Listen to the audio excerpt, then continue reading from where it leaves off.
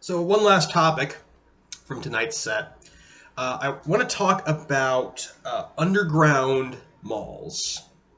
Now, this is something I could have talked about before because I've seen them. I've walked through them here, and I've seen them in China as well. I'm told, and I've even seen pictures suggest they exist in Japan also.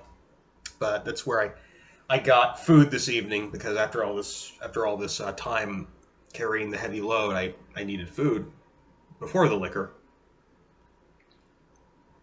I may need more after this. But underground mall is just what it sounds like. You go down a set of stairs, and there are a series of corridors that have a lot of retail along them. Usually, in many cases, especially around here, they are connected to subway lines. So you'll exit a subway line, and you'll be in one of these big malls, and some of them are really large. Now, this is kind of an East Asian thing, I think, because of how dense the construction is, especially in Korea and Japan. There's not a lot of land room given how many people are in these countries. They're very dense. So you see a lot of things built underground. It's kind of the only place you can either go up or you can go down. All right, you can either build ever higher skyscrapers or you can go under the city, and obviously they do both.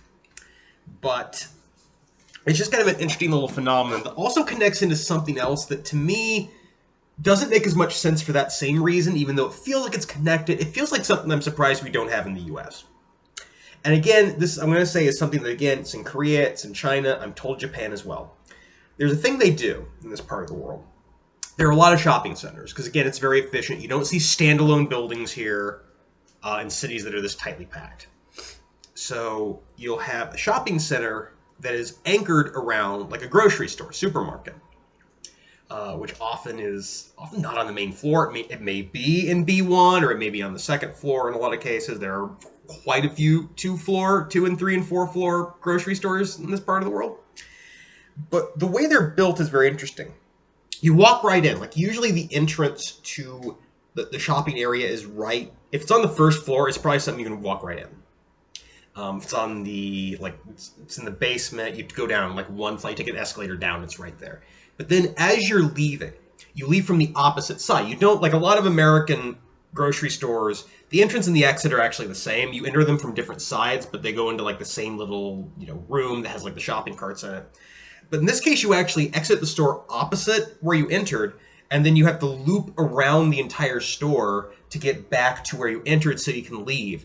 And all along that, you have this long corridor, and that corridor is also lined with retail stores and little pop-up shops. And again, it's pretty rookie tier, sales mind trickery. You make people walk past all these other stores and, hope that they buy things out of impulse.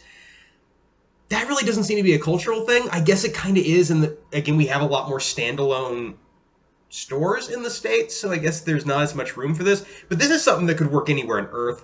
I'm surprised we don't see it more of it, but I'm very glad because it's obnoxious.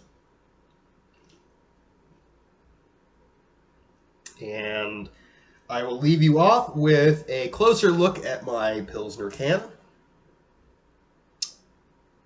which, like every Pilsner, is skunky.